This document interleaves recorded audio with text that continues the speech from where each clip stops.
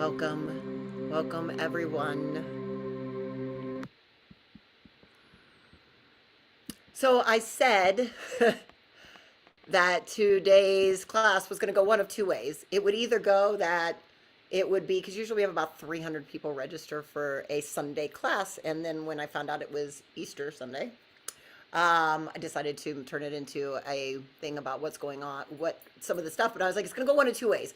Either so many people are going to show up that it's going to be double, because we usually have around 100 or so people show up, or it's going to be very, very low numbers and it's going to be very few people showing up because they're all doing their spiritual family traditions. And so either way, it's exactly perfect. And I'm excited to have you all here. So welcome everyone. Thank you for joining me for this Awakening Ancient Wisdom. And today we're going to be talking about not just the ancient wisdom that goes along with this time of Easter, but we're also going to be talking about a couple of other springtime traditions like Nepi, which is a Hindu experience that happens in Bali, and Ramadan, which is Muslim. So there's all sorts of different spiritual traditions that are happening at this time of year. And there's this interweaving of ancient myths and wisdom with the narratives of these experiences of all this stuff coming together. And so I'm going to be sharing all of that with you today. So I'm excited to have those of you that are here with me. And I have, live in my own living room, my lovely family members are here hanging out with me too. So awesome. Do you want to make a cameo? Awesome.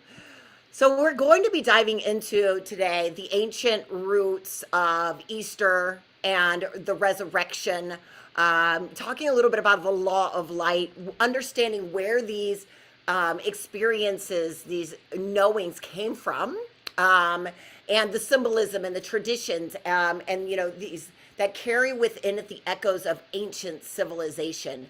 And the reason that I wanted to do this is not to debunk faith, religion, beliefs, whatever your belief system. I've taught all over the world in every country that has different types of religious beliefs, and I honor all of them, and I believe that each person should have a faith in whatever they believe in religiously. But I'm going to the deeper roots of, like, where did this stuff come from? What are the cycles of nature? What are the divine narratives that are playing these pivotal roles in our lives, and how are they showing up in the way that we are experiencing life right now? And right now we are in the midst of this experience of a divine awakening in the world. The predictions are 1 billion people from last year to the next 3 years will wake up. And when we say will wake up, what does that mean? That means 1 billion people are going to have a dark night of the soul, right? 1 billion people are going to go through the worst crap of their lives, that then are going to allow them to wake up and say, I'm no longer willing or have the ability to listen to this shit anymore. I want something new. I want to learn something new. I want to experience something new. And yet there's this guiding force of, like, what do we do with that? And so there's going to be a lot of crumbling of systems, food systems, political systems, things that are happening like that. And I also will say religious systems, not saying that religion is in itself bad. I believe that the experience of where religion came from and the roots of it are super powerful, but it is the dogma of how we have put religion into these boxes that then create the opposite of what it's meant to be, which is love, and have turned it into something where we are persecuting others for their beliefs. There's more people that have died in the name of religion than any other anything else ever of all time. So thinking about those types of things, how do we take and layer and take off the experiences of what's happening in religion and bring it back to the roots of what it's really about, and how we really can step into what unconditional love, pure love, what the field is, what God's source is, which is love for all of us and love for ourselves. And then you get to understand from that the I am presence of I am God, right? The I am of, like, you are that, I am that. And especially like things where Jesus said, all that I can do, you can do this and more. And he was speaking of these gifts that he supposedly had that made him the Christ, that made him the Son of God, that were special. And he tried to explain through his own stories and through his things that Yeshua was his gifts were not special, that we all had them and the ability to have these experiences.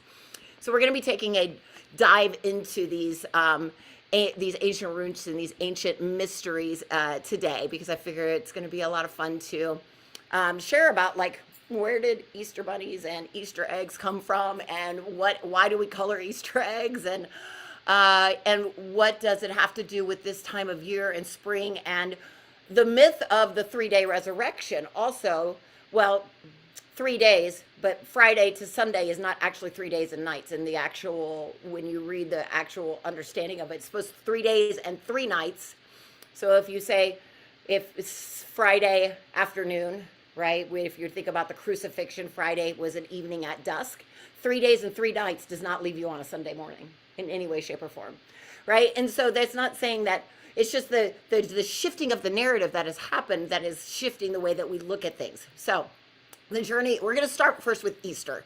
I'm going to start with Easter, and then I'm going to share a little bit about Nepi and Ramadan, because I want to bring in all of the understandings of, like, this isn't just about one religion or one thing. This is about how do we bring about an understanding of this time of year. And I know many of you might have joined me for the spring equinox and the solar eclipse going on right now. So we're also in a very astrologically important time in the world, right? We are in this astrological time in the space in between. We are in between the full moon and the new moon, and two eclipses, a lunar eclipse and a solar eclipse.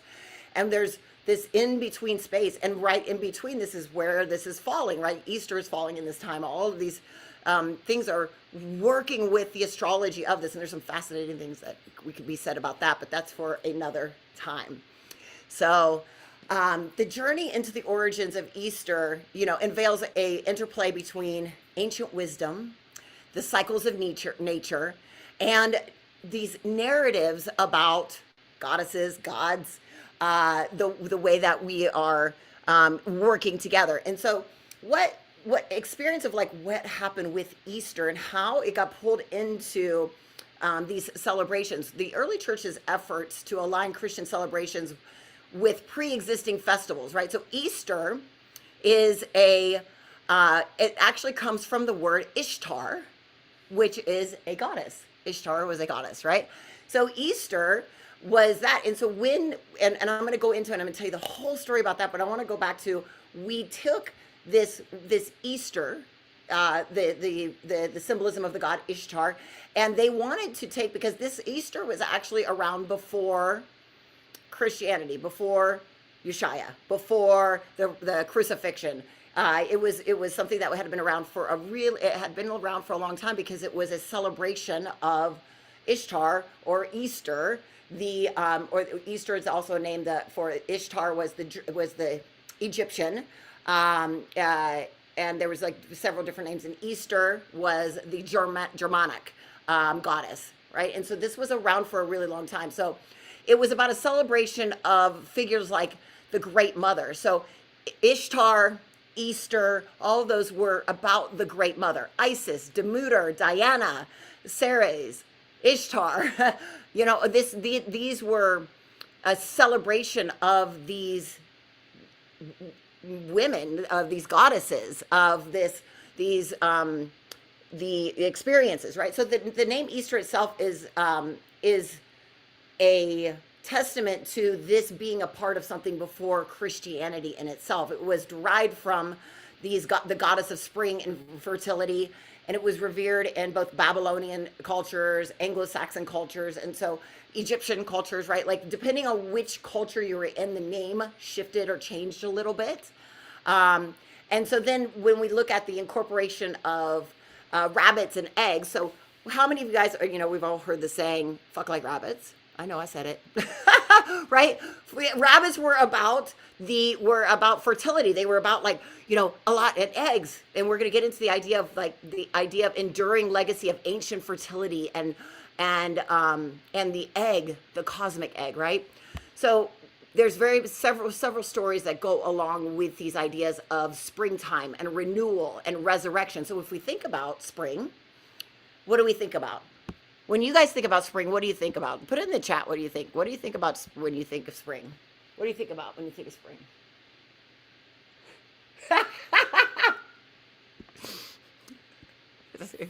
Flowers, things blossoming. Flowers, things blossoming. Yes. Rebirth, new life. Yeah. 11:11. Yes, it is here too. 11:11. What else? What else? Growth and new life. Yeah, exactly. So, do we understand how the narrative around something could be about a resurrection, about a something new, rebirth, opening, new life, right? Now, I'm not saying that Yeshua didn't die on a cross and that he wasn't resurrected. I'm not saying that at all. I'm just saying that's why it doesn't necessarily mean that it happened at this time of year, and that there is not this experience of like why we were incorporating these older ancient wisdoms and combining them with this newer narrative. And the idea is that the newer narrative really was about our soul's journey, right? It was about our soul's journey. And so the story of the resurrection is a timeless story that has happened over and over and over again. This isn't the first time that we have someone has died and been resurrected, right? And so let's start with really understanding this idea of Ishtar, right? Because I think this will help you understand, like, so Ishtar, who stands for Easter, right? And this was the time of year when these mysteries, right? So there was a school.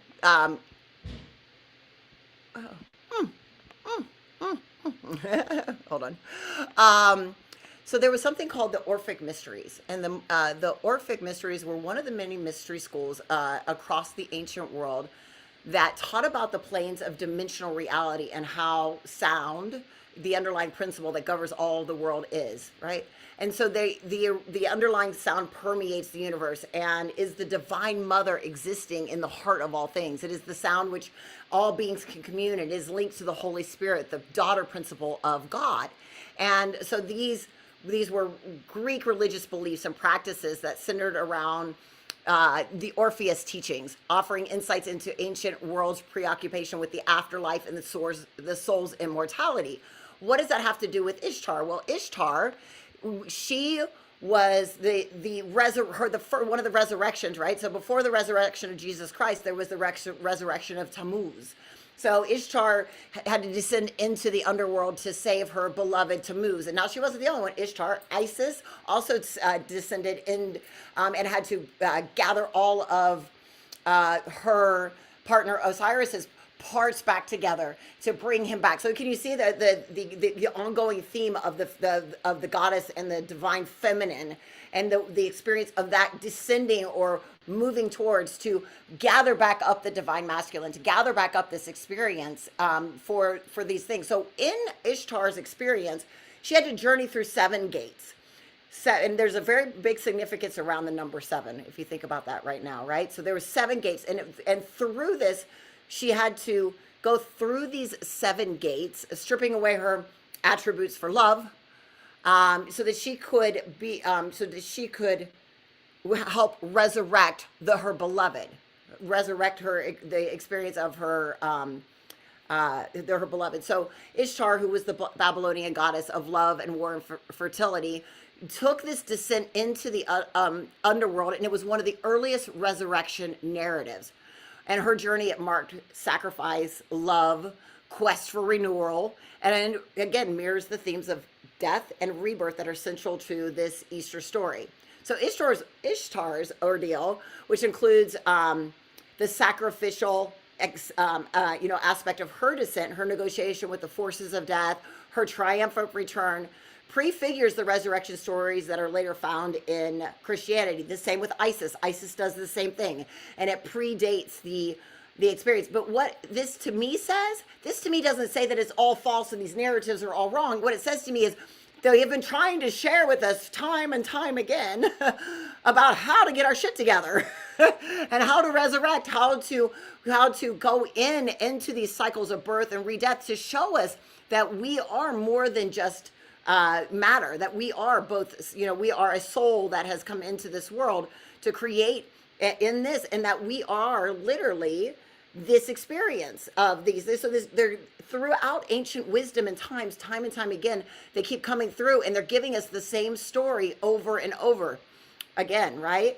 One of the earliest stories, this one of Ishtar and Tammuz, right? She's going down and she's saying that she was saying she was the queen of heaven. She was known to be this, great experience, and she was known to be what was called one of the shining ones because of their light skin and their hair, and that their skin glowed with light from within. Now, Yeshua, for those of you, Jesus, Yeshua was said to have had the same thing, that he glowed from within, that there was this light within. Well, guess what? We are light, right? That's the saying, I am light, we are light. We've literally discovered that your DNA has light receptors on it, and the more that you work with shifting into your DNA and creating that multidimensional effect, the more you become the light, the crystalline, the Christ consciousness, the Christos, which is what we are all working towards. And they're saying they were already there. They already had these shining ones. And so time and time again, throughout ancient history, through Vedic wisdoms, through the Greek, through Anglo-Saxon, through the Babylonians, through Egyptian, through all of these mystery schools, they're telling us this story of death and resurrection over and over again to show us what we are capable of within our own experiences and our own lives. And that's where we want to do. But to do this, to go through this experience, we have to be able to be willing to go through our own death, right? To be willing to let go of all of the things, our traumas, our shit, our belief systems, everything that we even love, even the things that we don't want to give up, right? We have to let them go to be able to get to the point where we can resurrection, to come back again in this form of light. So because the resurrection always was what? They came back in another form. They came back as the spiritual body of themselves, as this experience of this movement in the way that we are in this thing. So Tammuz was sit down to he was gored by a wild boar, and he passed into Hades, and although Ishtar was overcome by grief, she decided to follow Tammuz into Hades. And there's a really powerful story around this. And she knew that this journey might just well cost her life. So she only told one person where she was going, Ishtar.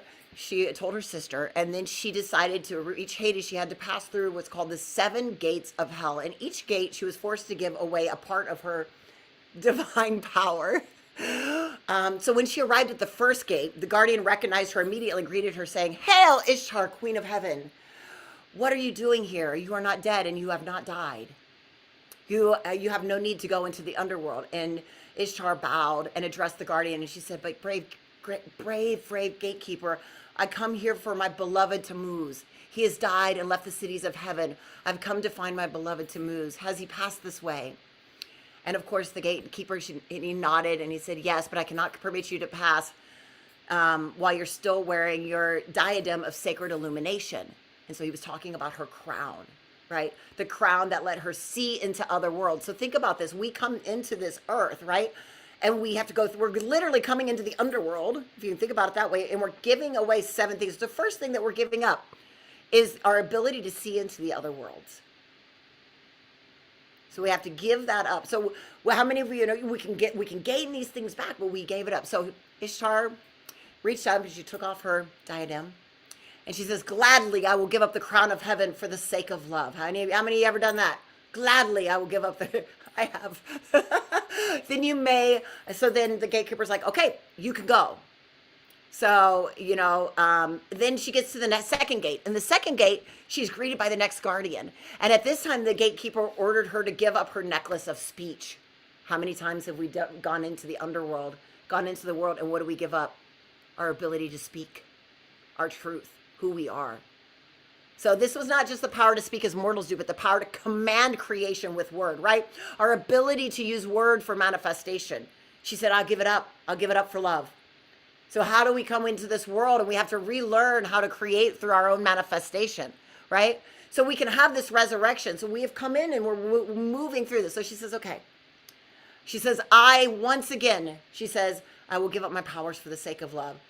And then she goes into the third gate. She was asked to surrender her bracelets of manifestation, the golden wristbands that allowed her to manifest her heart's desires. And so, again, putting her head in submission, she took off her golden bands and she passed through. Think of this in your own life. How many things have you had to walk through? How many gates? What did you give up in this life to come through? And are you ready for your own resurrection? Are you ready to be the phoenix rising in this, right? So what else have you given up? So she said, okay, I'm done with that. I'm going to give it up. So she gets to the fourth gate and she's asked to surrender her bejeweled girdle. And that amplified the powers of her third chakra. So I would say it was probably like, like when you have with Wonder Woman and she has her like, dun, dun, dun. But this, it really was this magical belt that she had. Isis is called the knot of Isis. Mother Mary, it's called the sash. It's called the red sash of Mother Mary. So there is this knowingness. There's this thing. There's this sash that is the power of the feminine through these things that she was like, I'm willing to give it up. That's the power of the third eye, the power of the third chakra, to be able to have my love come back, right? At the fifth gate, Ishtar was made to yield her royal scepter. And so any of you that have done the initiation with the scepter, we know how powerful that is. That means that with the scepter, she used the scepter to command the elements. So she gave up her ability to command the elements. And then at the sixth gate, she relinquished her sandals, and that gave her the power to fly. And then finally at the seventh gate, she was asked to surrender the golden tunic, and that made her impervious to death. Now she was capable of dying. So there she was, naked and alone, and she arrived in the underworld, naked, mortal, and completely vulnerable. What does that sound like? Us, when we get here. Naked, vulnerable, and completely alone, right? Now, when this happens and you come in, the longer you stay in the underworld, the more you forget your memories. Think about it. When we are just born, they say that, at that young age, and like little ones, they're so close to spirit that they can have memories. They remember things, but the more you're programmed, the older you get, what happens? You begin to lose the memories and the experiences and all of those things that were happening to you and that you've had from all these other lifetimes, the gifts. So many, many lifetimes of things that have happened. I had 75 lifetimes with this one over here that's sitting in the corner. I don't know. If I had remembered that, do you think I would have tried again in this lifetime? I don't know. Maybe. Anyways, so when Ishtar finally got down there and she was naked and she was alone, her sister, who was the only one that knew that she was down there, she could tell that she was starting to lose her memories, and so she decided she wasn't really a fan of Ishtar, and so she was like, you've given up all of these things. You have the opportunity to, they'd been rivals for a really long time, and Ishtar was in Tammuz's prison, and Tammuz didn't remember her, right? The longer he had been down there, he says, I feel like, there's a kind of like a feeling that I kind of know who you are, but I don't know who you are. And so Ishtar, she wanted to release him, but she was unable. She was unable to let him out. And so she went to see her sister, and she was like, help me with this. And her sister was like, no, I'm not going to help you. And in the end, Ishtar made the decision that for love, that she would rather stay and forget everything and live in this prison than to have all of her gifts back and everything, so that she decided to stay. And in that moment, her sister, who was her rival, realized the power of her heart and love, pure unconditional love. and allow them both to be resurrected and to be brought back up. So this idea, there's one of these beautiful stories around this idea of the resurrection or the bringing up. And so today, as we're talking about this, and we're going to go into a little bit more about specifically the Easter eggs and the bunnies and that kind of stuff, I want you to think for yourself about what, where have you gone unconscious in your life? What is it that you're resurrecting? What is it that you are bringing about that is stirring in your heart, that you're ready to move through, right? Because this time right now, in between these two eclipses, is the time to release all your karmic debt, all of your shadows, all of the things that are holding you back so you can have your own personal resurrection. The resurrection, the rebirth, the experience of springtime and renewal of coming up is not just about the symbolism of this time, but it's literally about how do you bring more of your own soul into your body. So I want you to all do a test right now. If you want to, how many of you would like to know how much of your soul is in your body right now? Okay. So yes, I get all the right. Okay, it's really simple. You always know the answers, right? Your system always knows. So you can simply ask yourself to just take a moment to just tap in and into your heart, breathing in. Beautiful. Okay. And then you can just simply ask, very simple, how much of my soul is in my body right now? You'll get a number between 1 and 100. Whatever that number is, just gives you an idea of where you're at.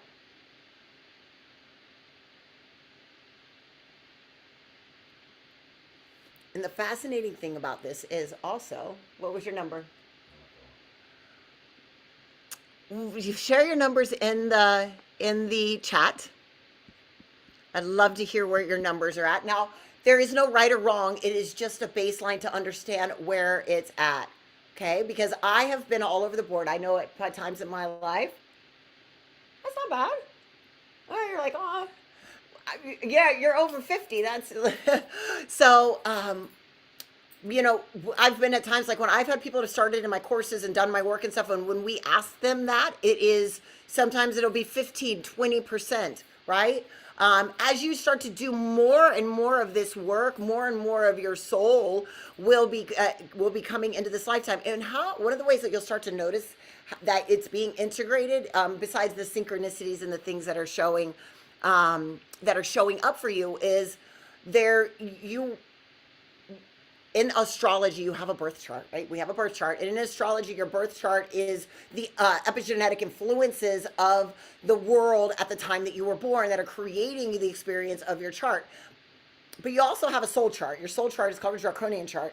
It is actually your soul's true experience at the core of your soul. And what you'll notice is the more that you get closer to your soul, the more that your soul is in you, the less you will be like your birth chart, the less you will be like the experience of your astrological chart. So I'm a Cancer, I'm a double Cancer with a Leo moon rising.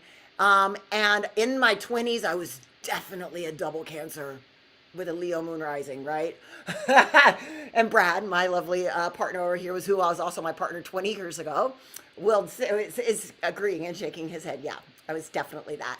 But in my draconian chart, my soul chart, I am another cardinal sign, which is a Capricorn. And I have, and in that experience, the thing that it says that I'm meant to do in this world is deep philosophical, transformational healing and speaking and all the things that I'm doing, right? Like that I am a thinker and I'm diving in and I want to understand the ways of the world working, and that's what I'll be sharing with the world, and that's definitely on my other side. So let's see where these numbers are here. Beautiful. So we got 95, 77, 88, 70, 77.17. I got two numbers, one low and one high. I don't know, Sue Ann. I don't know what that means. That's fascinating. Mine was 93 today.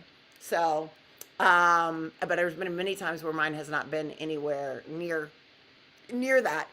And then, so when you're looking at those things and when we're working towards this stuff here on the resurrection or that, is like, what is holding you back from literally stepping into that deeper truth of your soul, the experience of who you are? That's where you're going through the seven gates. So it's not just a figurative thing, but you're going through these seven gates. You got to learn, what is it that you need to let go of or heal or transform? What are your belief system? What are the things that you believe about yourself or the world or anyone else that is allowing you to have the experience that you have? The more that you let go of and transform these things, the more powerful you're going to have an experience. So let's talk about the egg, right? The egg as a as a symbol of universal creation. So the symbol of the egg represents life and creation, right? You know, you think about an egg. It bridges the gap between the ancient cosmological understanding and these, modern Eastern traditions. But what we want to, what is called is the cosmic egg, right? So from Vedic traditions to Egyptian cultures, it encapsulates the universe's birth, offering a tangible connection between the cycle of life, death, and rebirth, which is also what is celebrated during Easter. So Easter, Ostara, like Gaia, Mother Gaia, represents not only the planet Earth, but all of the great cosmic eggs. So that's Ishtar, Ostara, Easter. So they literally represented the great cosmic eggs. So creation itself reveals the same shape, from the oval of the galaxy to the solar systems. They all represent the eggs of the mother, the womb. So when we are talking about the birthing or the opening or the creation, it is the womb of creation, right? So the eggs, the womb, all that divine feminine, that is the vessel that allows us to have this experience. And one of the things that I get into in the mystery school is understanding, like, that we need the divine masculine and we need the divine feminine, and you can't, without one or the other, you cannot have the creations of what you're looking for in this. And so the womb, the vessel, that's the Holy Grail, is this cosmic egg, is this thing. So how would the ancients have known, about this, right? So we know that the galaxy is the shape of an egg, or we know that these things. So how do you think that they knew the shapes of orbital planes and planets and galaxies? Well, one of the things that I know is I've studied with Dr.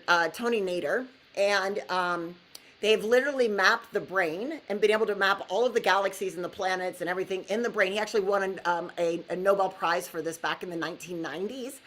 And so we are literally the universe. When they say the universe is inside us, they can literally map it in our DNA.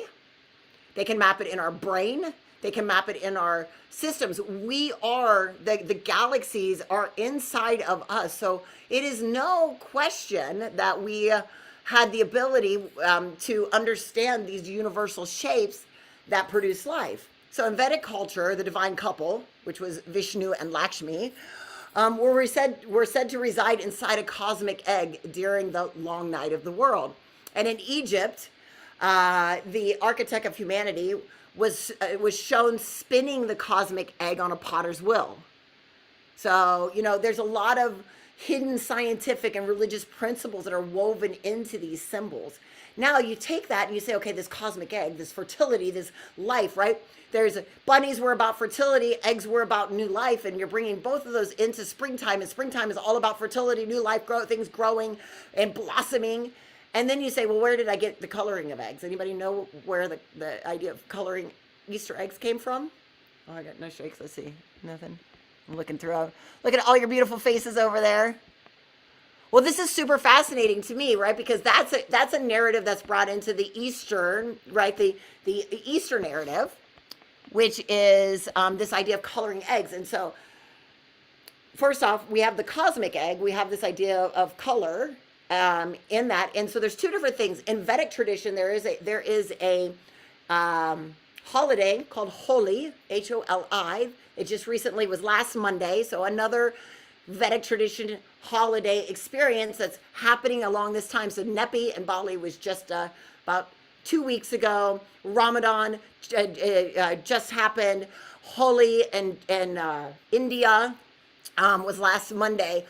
Holi is actually where they're celebrating again life and renewal and family, and they take all of these colors and they like powdered color everywhere. If you look up Holi, Holi, India on Google search, and you're going to see these fantastic festivals full of colors, colors everywhere. Think about colors as the rainbow of our souls, right? Our chakras each have a color to them. They each have a experience. They are the rainbow of our experience. So coloring eggs was one thing, comes from this idea of like the rainbow frequency, the rainbow of who we are, coloring fertility and bringing it about in that experience. And then also there's a legend that Mary Magdalene was bringing cooked eggs, right? So this is the legend that she was bringing cooked eggs to Yeshua's tomb, and the eggs miraculously turned bright red when she saw that he had risen, right? That he was there. So you're like, okay, it's intertwining a couple of different things, right? Like, so they're picking up and pulling these things in that. They also say that early Christians in Mesopotamia dyed the eggs red in memory of the blood of Christ, right? That because he shed that on the crucifixion. So there's a lot of different ideas around what brought about the coloring of eggs. But if you think about spring and renewal, it's about vibrancy and newness and colors and the rainbow frequency, and then these bringing these things together. So I thought you might enjoy that little tidbit around that. So no matter what your belief system are, really allowing yourself to pull in some of these fun things, do some of these cool experiences just for yourself. Uh, you can honor the traditions in any way that you want, and just know where the extras are coming about. Again, all of those religions and those experiences are all pointing to what? To the same, oh, to the same thing, right? Oh no. You can honor the traditions in any. Thanks. I'm sorry. I'm doing a recording. Okay. So we oh, look, I got more people. I got a whole room of people over here right now. So let's tie together what the differences with these different types of religions are, right? So we're talking about the Holi, Holi, and yeah, in India, which is a Hindu tradition, Nayapi in Bali, which is also a Hindu tradition, but it's specific to the island of Bali. We have Ramadan in the Muslim countries, and then of course we have Easter here, in the Christian community, right? So there's all of these different things, and so they're all bringing about and symbolizing what? Victory of life over death, offering of a chance for believers to contemplate their own spiritual rebirth and renewal. It's about self-reflection. It's about introspection, making peace with oneself, contemplating the universe. It's about family. It's about so in Ramadan, which is a whole month, they dedicate themselves to fasting, prayer, reflection, and community, and it's a period of deep spiritual reflection, improvement, and devotion and worship. So all around all of these different traditions are all saying the same thing. They're all showing this idea of renewal and purification. So Easter celebrates the resurrection, talking about hope and new life, right? Again, I just went through the story of Ishtar and how going down and letting go of the seven gates and coming back up, she's allowed to have this experience, right? These different ones come through, and they're allowing us to look at the ideas of rest and renewal. So Napi, which is in Bali, is again this idea of rest and renewal. So what they do in Bali, which I really love, and I was in Bali just recently. I did my retreat there, and I was there. I think this is my fifth Nepi day in Bali. And so the night before Nepi, they have what's called Oga Oga, and the Oga Oga is where they create these big, huge paper mache, and like they're these. I don't know what to call it. It's not statues. They burn them, and they're burning the negativity. They're burning away. So they're these big monstrous statues that they have, and they parade them through the streets all the way down to the ocean, and then they put them on, and then they burn them. And so it's again, what is that? It is the death before the resurrection, and then the next day, it's the Nepi day. It's a day of silence, and they have no electricity. No electricity. They're not allowed to go get on any kind of anything, no electricity, no using the internet. You spend time with family and friends, you unite, you do all of these things. You're spending this beautiful experience together. Nothing is open. No cars are allowed to, you're not allowed to drive. You're not allowed, the only things that stay open on that day are the hospitals in case something happens. Even the airport in Bali, which is an international airport, shuts down for over 24 hours. There, you cannot leave. You cannot come on, get off of the island. You cannot leave the island. It is absolutely incredible. And again, it's this idea of what is it happening? They're burning all of the negative, burning all of the shit, letting go of everything, and then having that resurrection the next day, the renewal, and the life giving experience, and doing it in community and experience. So as we can see, as we're working through all of these different traditions and religions, we can see this story is a story that's been told for all time. It shows up in every single religion. The story of the resurrection, I think there's 7 of them altogether through all different belief systems and religions. Jesus, Yeshua, and his resurrection being the newest one that there is, but there have been 6 prior to that of all of these other cultures and traditions. And so, is it that they're borrowing from each other and that it's all a farce? No, it's that God, source, universe, whatever you want to call it, it keeps showing us time and time again until we get it through our thick heads what we're supposed to be doing here, right? You're going to keep showing us that we are the light, that we are the God, that we are the I am, and that we all have the ability. He says, everything that I can do, you can do that and more. And so if he can walk on water and turn wine, water into wine, he says, he says, all that I can do, you can do that and more. And the resurrection, the crucifixion and the resurrection, just like Ishtar and Isis and all of the other crucifixions and resurrections, when they were torn apart and brought back together, was all to show one thing: that our spiritual bodies and our physical bodies are not the same, and that we are spiritual beings having a physical experience, and that we have the ability to be in that body. We don't have to live the separation that we all live. Like, you have loved ones that have passed, they're all right there somewhere. Right? They haven't passed. They're just in another dimension. They're in another place. And we all have the ability to have these experiences. But when are we going to step in and be ready for that? Right? When are we going to allow for these things to happen? So thinking the symbols of the Easter egg and the rabbit, these vestiges of ancient fertility rites. And I could get into, now in my course, I actually do get into the mystery school.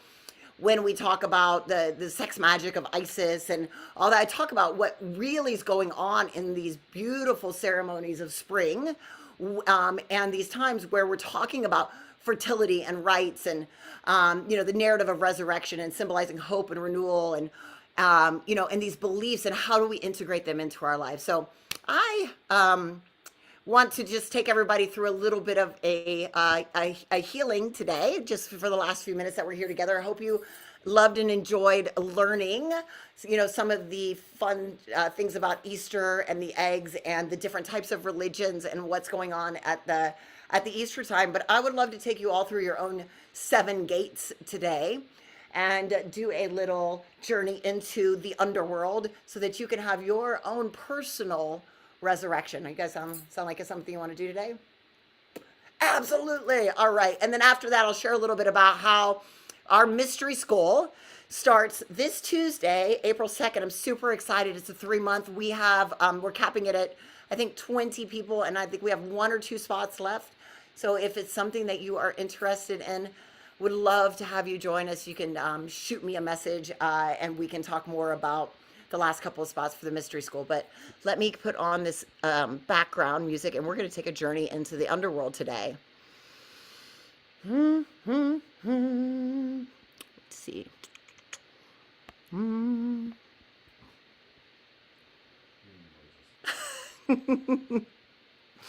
Yeah. Okay. Which one are we going to do? I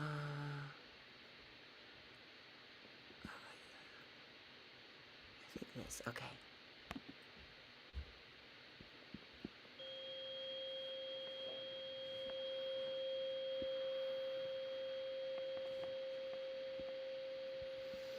So let's just take a few moments and just start to settle into your body.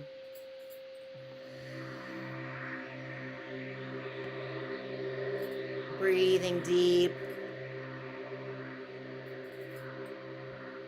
Breathing in and breathing out.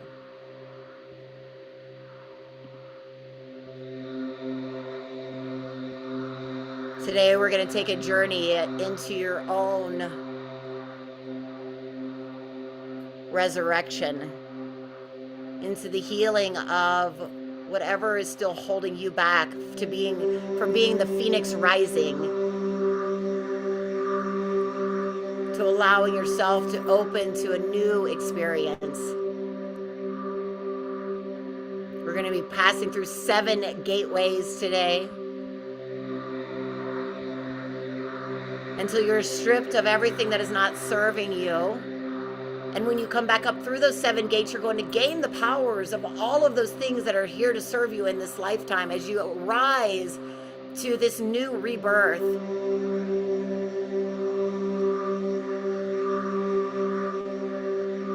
The renewal of spring.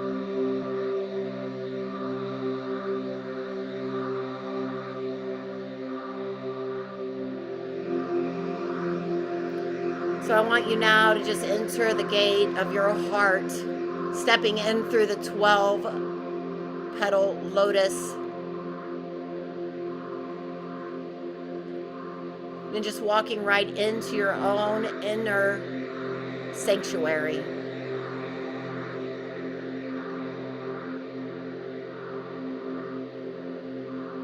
And inside this sanctuary, you notice a gate. Beautiful gate, maybe it's crystalline pillars or golden lattice. And standing at this gate is a gatekeeper. This gatekeeper has been with you your entire life.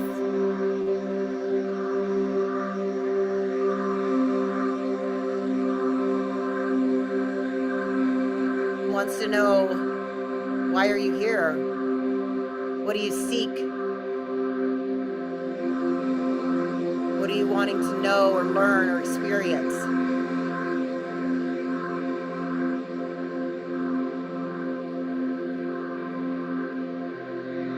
Saying whatever feels right in your heart to that gatekeeper, to allow them to open the doors, to allow you to go on the journey into your own healing, into your own underworld.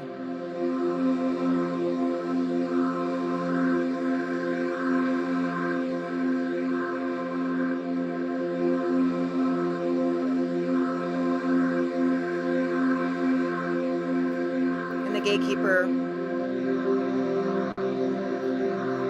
looks at you and nods.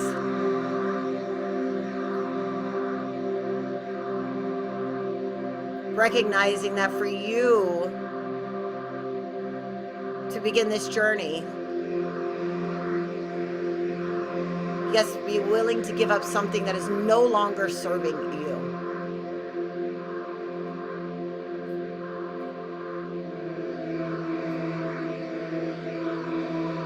Unlike Ishtar, who had to give up her crown of heaven for the sake of love,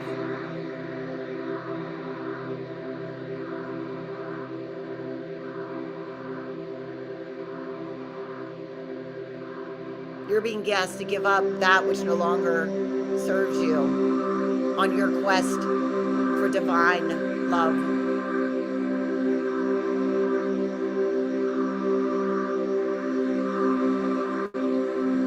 And instead, you're being asked to don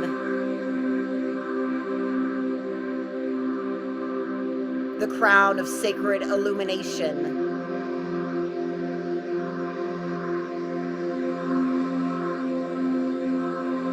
Your journey is about reclaiming that of who you are.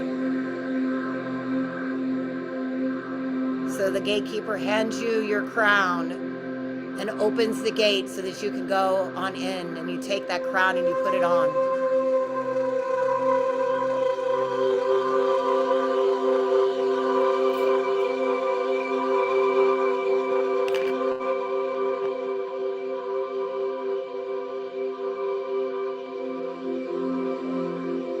you come to the second gate and you're greeted by the next guardian.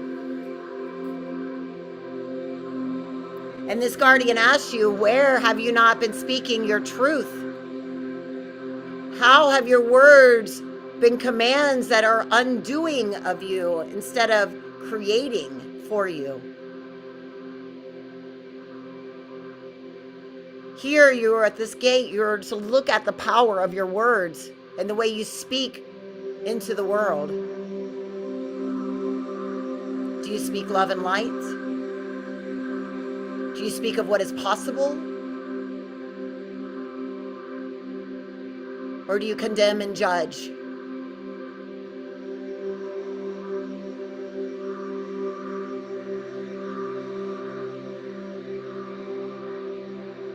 Here you get to don the necklace of speech, but only if you're willing to use the power of this necklace for the creation of good and love for yourself and others. Pay attention to your words as you don this speech. And these are the words in your heads that you think of yourself, the words in your head that you think of others, the words that come out of your mouth, your intentions. You have the power to command worlds. What are you commanding?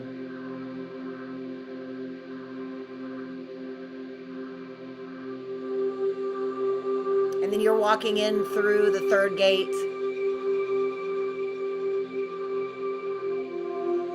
And the third gate is the gate of manifestation. Golden wristbands that allow you to manifest your heart's desire. Where are you living too small?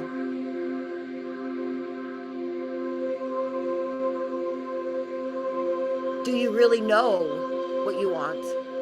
Do you have clarity?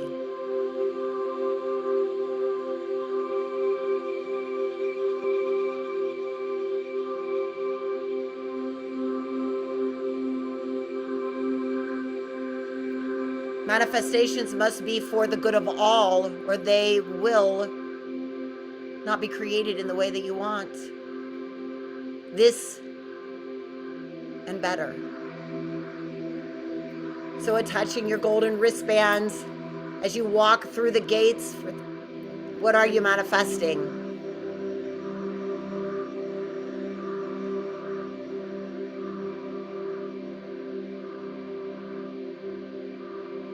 And then you walk down and now to the fourth gate, where you receive the sash of Mother Mary, or the knot of Isis, or the girdle of Ishtar. This amplifies the powers of your third eye so you can have more vision to see and to know.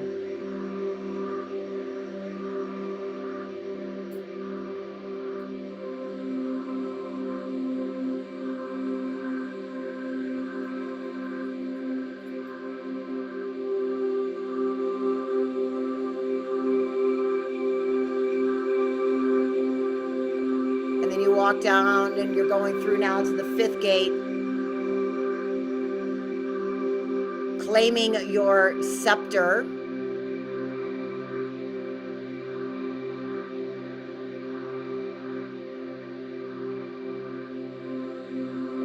gathering all of the pieces to you that you too can command the elements. Each one of our chakras is attached to a specific element. It has a vibration, it has an experience, it has a knowingness. You have the ability to command these within yourself and the world in a way that will allow you to harness the power of your rebirth.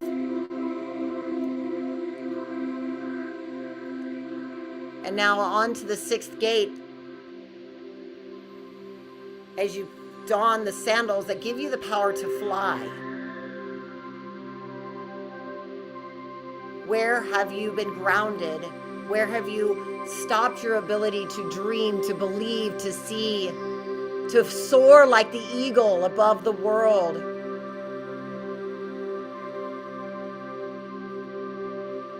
You You are a multidimensional being with multidimensional gifts. Why do you crawl when you can fly?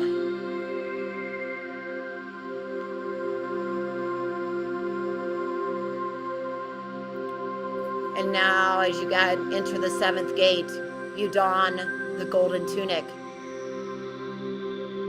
The realization that there is no such thing as death, that you are immortal, the I am. The power of that within your experience, the knowingness.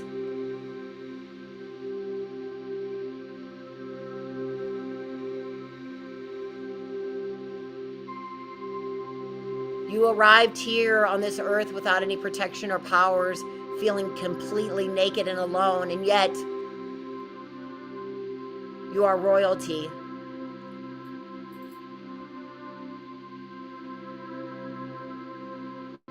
So you can reclaim your memories.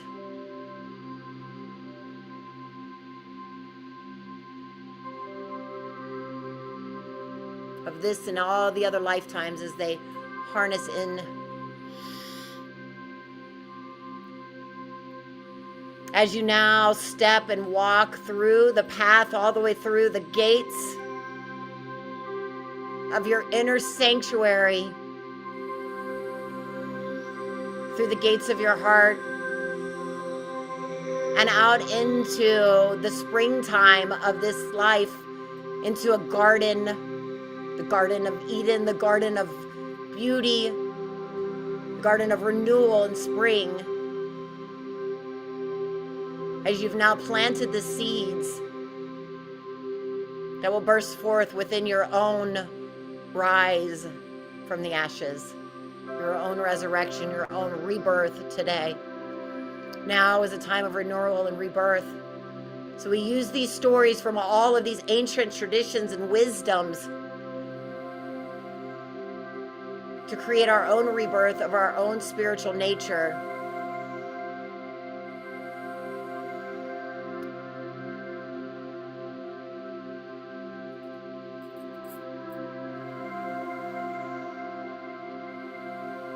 Coming back to the space and this time.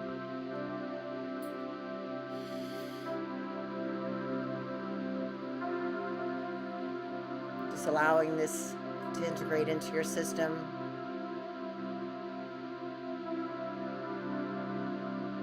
Newness and renewal.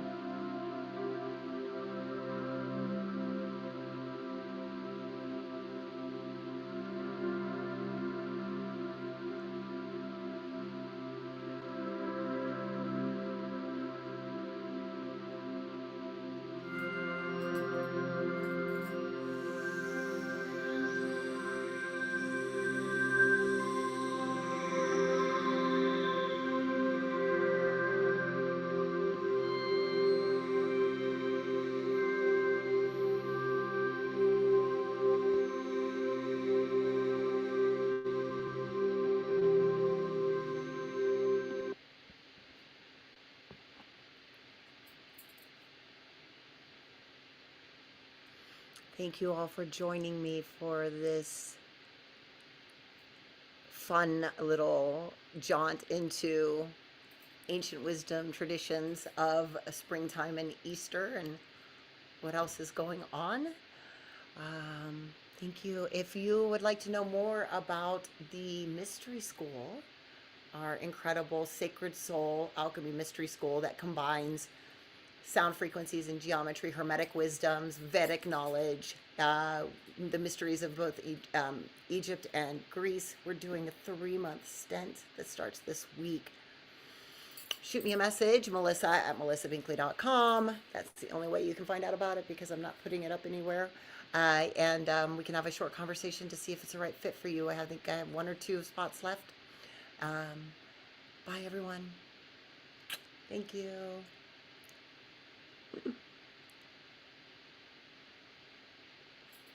Happy Easter.